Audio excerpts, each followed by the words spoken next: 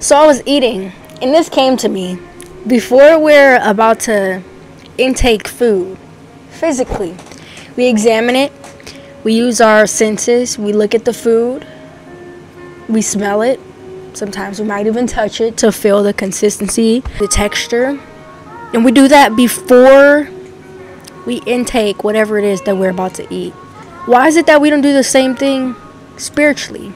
Use our spiritual senses, discern. I don't know if it's just me, but if there's something that I'm about to eat physically and it looks a little off, the consistency looks a little weird, it looks different than it normally is or as it should be, I might not want to intake it. I might not eat it. Why is it not the same way for us spiritually? When something is inconsistent with the Word of God, why don't we reject it right then and there?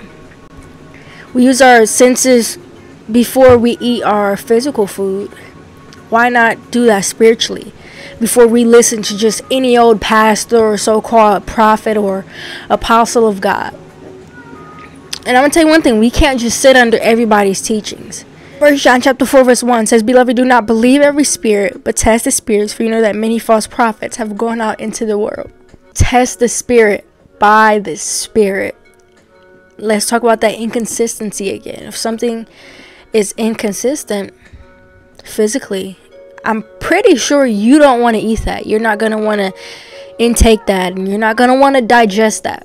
So when we spot something, or the Lord gives us discernment on something spiritually that is not of Him, that's inconsistent with His Word, let's reject it right then and there. Let's not see how far we can go and sit under these false teachings and doctrines of devils before we really get consumed by it. Let's not do that. Let's use our senses. Let's use discernment.